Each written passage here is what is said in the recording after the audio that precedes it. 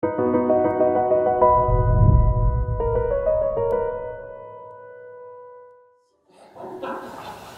so about the CIA thing, let's start there. Actually, I interviewed with them because I always wanted to just be an analyst. I'm more of an academic person. And they sort of made a counter offer, and I declined. So I didn't actually ever get a paycheck. And actually, the way it actually happened in my life is that when I was 20, I was studying at the Georgetown University School of Foreign Service, and I really wanted to be, I think that's too much. Should I just sing for a while until I really wanted to be an analyst and do national security type stuff, but I was always fascinated by elders. I always loved Saint Silouan a lot. I always felt there was something about him that I wanted to know more about. And it's amazing how a lot of your dreams do come true in a way. And I think when I was 19 or 20, I heard for the first time about Father Sophrony, and that he was just a very, very holy man. And so I just had this thought in my head. I know what career I want, but before I do that, I want to get the blessing of a man that some people call the holiest man on earth. Actually, Elder Sophrony and Elder Porphyrios were friends. There was some kind of a relationship between them. And so when I graduated college at age 22, I found a summer camp to work at in Greece that paid my ticket over. And when that was done, I got a Eurail pass and I went to England. And in fact, just before I went, it was September of 1988, and I was staying on the Holy Mountain, on Mount Athos, and one day the abbot said to me, tomorrow will be the first feast day of Saint Silouan, because he was canonized a saint in 1988 in time for the 1000th anniversary of Orthodoxy and Christianity in Russia. He said, why don't you walk over to the Russian monastery for his feast day? And I did. It was the first feast day of Saint Silouan ever celebrated at his monastery. And I think there were about 12 of us in the entire monastery. Today there's hundreds of people living there. 100 years ago there would have been 3,000 people living there. But during the Soviet period, no one was permitted to come, and it just got smaller and smaller. I think there might have been like 8 of us. And so that was a big blessing. And then I went to England to meet Father Sophrony. And the night I arrived at the monastery, unannounced, I just thought you could just show up at any monastery and they'll let you stay indefinitely. I was 22. And that's how it used to be on Mount Athos in those days. You could just show up anywhere. And now you have to make reservations and stuff. But when I got there, they were just shutting the monastery for a period of 3 weeks with no visitors. But my spiritual father was the abbot at that monastery I was at on Mount Athos, and he had given me a letter of introduction, which I really assumed was pointless, that there was no need for it. But that's what got me in, and the gates shut behind me. And I was there for the next 3 weeks. And while I was there, the first English edition of Father Sophrony's autobiography came back from the printers. I helped take it off the trucks. And I worked very hard there. I was doing, they had me doing a lot of grounds work, and I actually planted a lot of trees.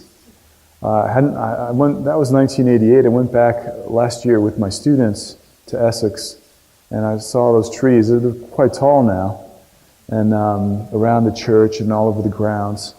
But I think I was there about a week. I hadn't yet seen the elder, Father Sophrony, and I was digging a hole in front of the church and to plant a tree. And as I was kneeling down there, I saw him walking down the path with on the arm of one of the nuns. He was very old. And I remember that in my heart, I laughed when I saw him. And I said to myself, oh, so that is what a human being looks like. And it was the most surprising reaction, because I felt when I saw him that I had never seen a true human being before. And it was just so surprising, because you go to see a holy person, you think, what are we going to see? A mystic, something strange. But what you see is the fulfillment of human image, of God's image in a human being. And he kept walking towards me, and I was a little frightened. And he held out his hand, and he looked at me, and he said, I was like, what is he going to say? This is it. And he said, you're digging them too deep. You're digging the holes too deep for the trees. So anyway, the trees are doing well 20 years later, so I want to beg to differ a little bit there. 30 years later, so. But so while I was there, he had me read his autobiography and ask him about it. And so I got to know him a little bit there, and I found it completely overwhelming, just completely overwhelming. It was so, his spiritual life was so intense. Other people have pointed out that, St. Silouan really had a different personality than Father Sophrony. They really did, and all personalities are fine, and you have to find, what yours is. But Father Sophrony was very intense. I don't know, there's a story, there's a Father Sophrony story that people like to tell these days. I'll tell it briefly. By the way, what time am I stopping? Because I'll just go on. Midnight, and someone will fall from a window, and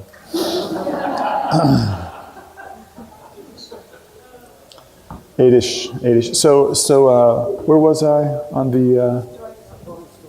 So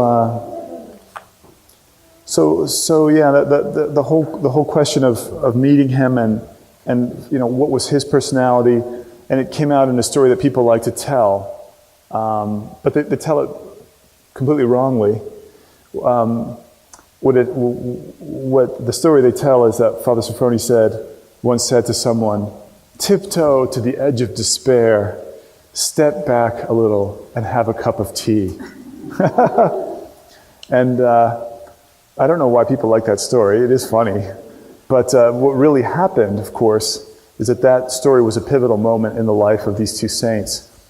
Someone had come to Father Sophrony for advice. This was back in the 1920s or 30s on the Holy Mountain, and this is the advice he gave the other monk. So they were both monks. And it was absolutely too much for the monk who'd asked him for help. He just felt completely crushed by that advice. It didn't console him at all. It was, in fact, it was a bit of a spiritual vainglorious thing to have said. He was kind of showing off his own depth. And the next day, Father Sophrony was coming down the stairs there, if you've ever been up there for the men, those main stairs. And he saw Silouan on the other end of the courtyard. He tried to avoid him. Every time he went one way, Silouan adjusted his path until he met him. Silouan was much older. He only had another, 7 years to live. And Sophrony was just starting out. But it was one of those good moments when, the old lion has to give the young cub a little smack because he's got a lot of potential, but he's wasting it. And what Saint Silouan said to Father Sophrony was, he said, "Were you in so-and-so's cell yesterday?" So Father Sophrony instantly knew what this was all about, and he said, "Was I wrong?" That was his only answer. Was I wrong?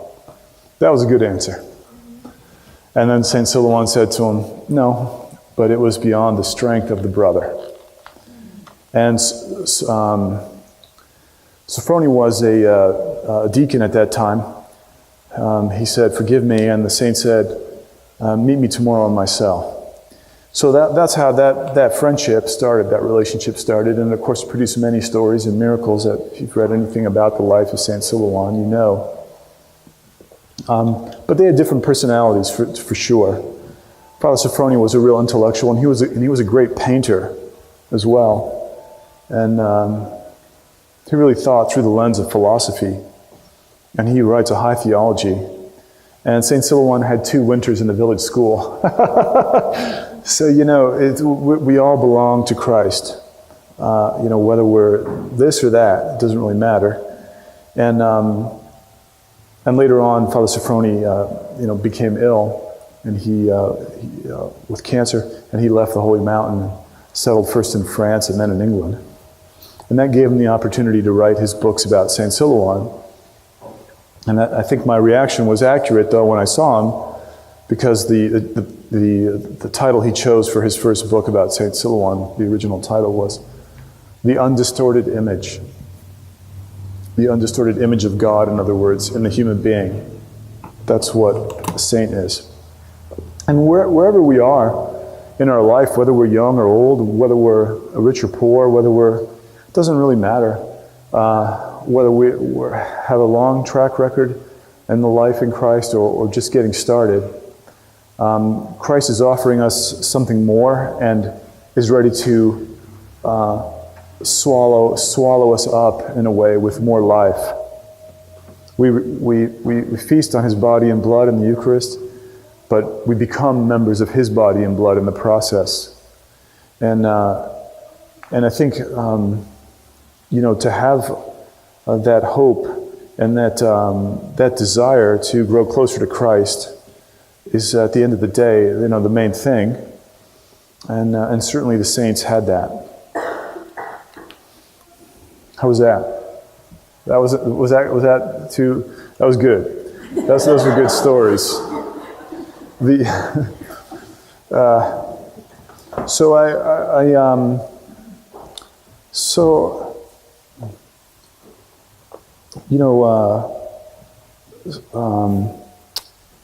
Life has its ups and downs. I think in the life in Christ, many times, if you're experiencing a great sorrow, and unusually like a crazy temptation, oftentimes it means that a big blessing is to follow, a big experience of grace. You're being sort of prepared for it. And then the other side can work too, that sometimes, just for no reason, you experience an exaltation or a spiritual closeness to God. And it might last for a while. You might even be conscious of it when it's happening and think about it. And many times after that will start a trial in your life. And Father Sophrony talked about that a lot. And I think after I met him, it changed my life completely, I have to say. And also it just led to a period of about 14 years of just like stupefying difficulty in normal life. Like, just nothing was breaking my way. And by the time those 14 years were over, I had been interviewed by the CIA, and the guy who was, I don't normally talk about this openly, but the guy who was recruiting me, I just compared his face with Father Sophrony's face. Very, very unfair comparison. And I said, well, which face do I want in 70 years? I think if I had the chance again, I probably would have just taken the job. But at the time, I thought I was quite noble for that. And also within those 14 years, I went to seminary, finished seminary. I studied karate. I don't know, whatever. I started my PhD program and got quite deep into it. In fact, one of the last things that happened at the end of that 14 years was that I got my first letter from Jane Jacobs, if you want to know how that fits in. And kind of a new life started. And that's one of the rules on the Holy Mountain.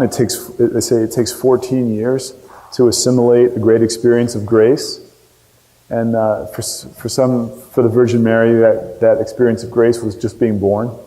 And that's why they say it was in her 15th year that she conceived Christ, still very young. And for another person, it could be their ordination or their marriage, or it could be Could be many different things. That is that great experience of grace. We need to take a little bit of the long view of things in life.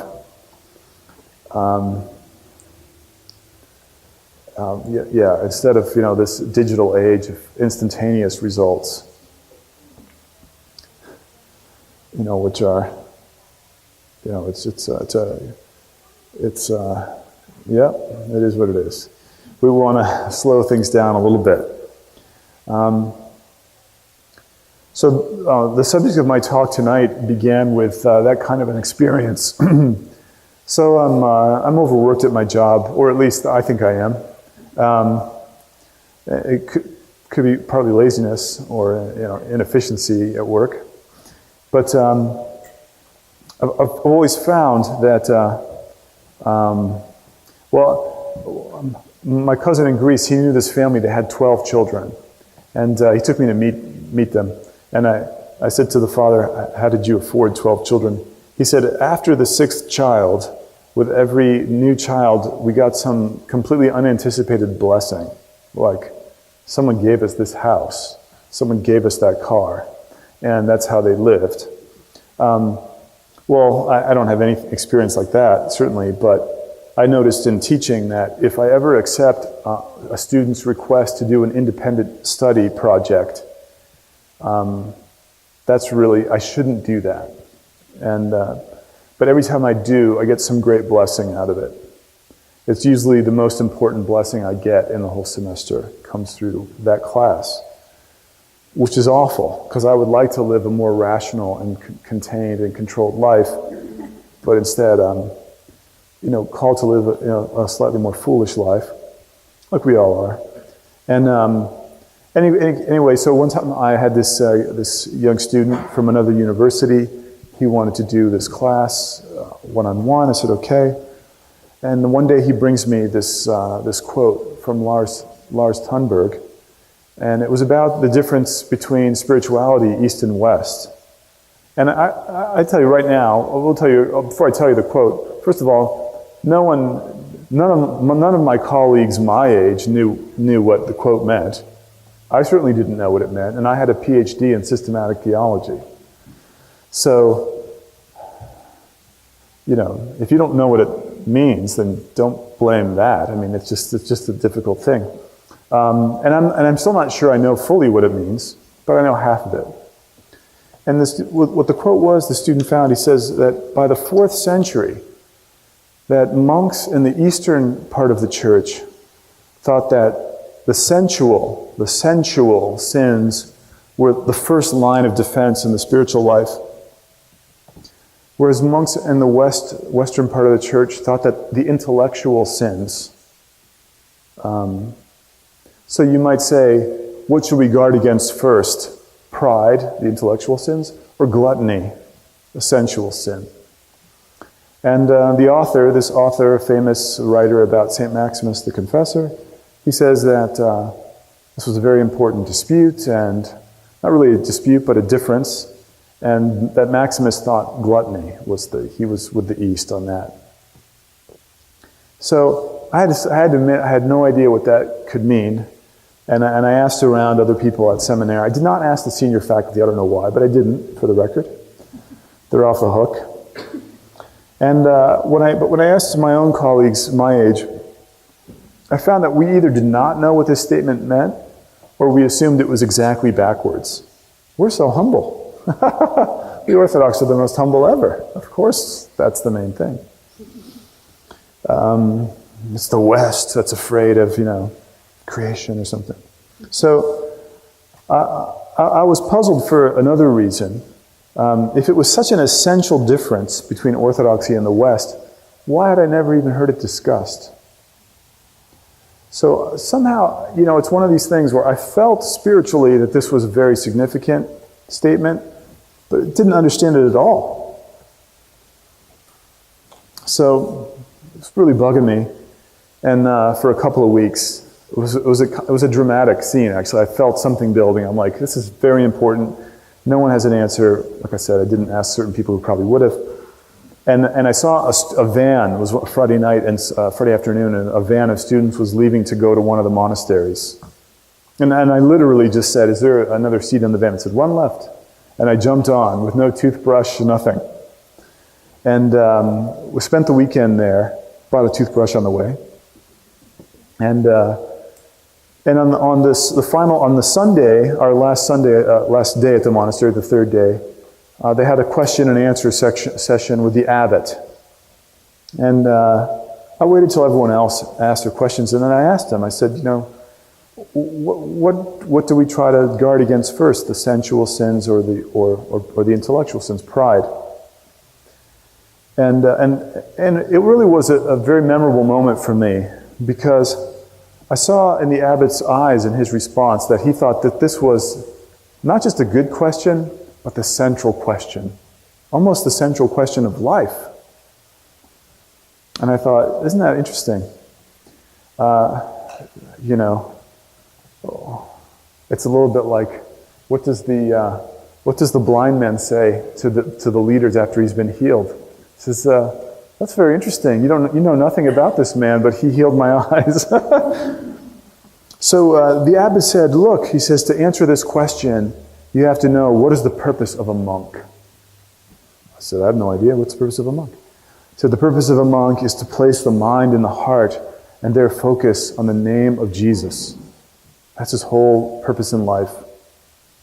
And when he does so, 3 sensual things might distract him from this, what is the meaning of his life, to say the Jesus prayer.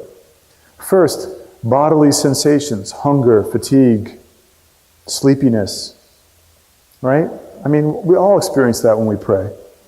Number 2, emotions, feelings. You're sitting there in church for a vigil and suddenly you're thinking about someone who hurt you 6 years ago and the anger is still there. What is that? And those emotions. And thirdly, you might start to have thoughts about this world or the next. You start to imagine. You just start fantasizing about your life. But what you're not doing is keeping your mind in your heart focused on the name of Christ. He says that's what we mean, that sensuality is the first line of defense. Now, St. Maximus the Confessor, he said there's lots of passions, lots of different ways that our powers can go awry. He said there's 38 of them, actually. I have no idea what they are. But things like pride, envy, whatever. And he says, but the mother of all of them is self-love. If you can just cut off self-love, all the passions will wither. And the abbot went to this next. He said, if you can keep your focus on Christ, your love for Christ, then you defeat self-love. Because you're not loving yourself, you're loving Christ. And all the other passions will fall away. He said, as for pride, it's a passion like the other passions. Don't give it any particular significance. So, I really like this statement. And for one thing I could see in it before he finished speaking was that he was talking about the story of Adam and Eve. Before he was done, I said, so that is the universal significance of Adam and Eve. Eve represents the sensual side of life. She saw the fruit, it looked good, makes one wise, I'm going to eat it. She goes for it. But once she gives in to her self-love, and then the self-love produces this sensuality, this experience of sensuality, then Adam comes along. And first he falls into the sin, and then when God comes to investigate it, Adam says, what happened? Well, the woman whom you gave me. And St. Silouan says, this is the original sin. He says, if Adam had simply taken the responsibility, the things would have ended there. There would have been no expulsion from the garden. Now, that's not a dogma of the church. It's just the pious thought of St. Silouan as a saint. So first, we fall into these desiring sensual sins, and then we have reasons to fight each other. We have reasons to betray each other. First, I decide I want what you have, and then I go on to hurting you or being envious of you. So that's the progression. If we can cut off self-love by not falling into these kind of simple sensual sins, we will experience gradual transfiguration. We will experience a relief from the passions. That's kind of the ancient path of the church. It's a threefold path, as we'll talk about a little bit later in the talk tonight and again tomorrow. It's always been the path. One of the reasons we don't start with the intellectual sins is because Jesus wasn't Greek. It was Semitic. and he practiced the way of the heart. But when the way of the heart gets lost, then we go into the intellectual way. Now, when I say I don't understand this yet completely, I understand half of it, I don't know anything about the history of the Western Church. You know? I really don't. I mean, I read this, I read that, but I read it as an outsider and with someone who doesn't really have a dog in that hunt. So I'm not in any position to criticize or malign or pronounce a diagnosis of any kind on anyone. And I'll leave it at that. I never liked, I never liked criticizing people who've helped me. I was born in a Roman Catholic hospital in Akron, Ohio. I was educated at a Jesuit institution. Many of my friends were Pentecostal born-again Christians growing up. And I love everyone. And I'm not that good of a theologian.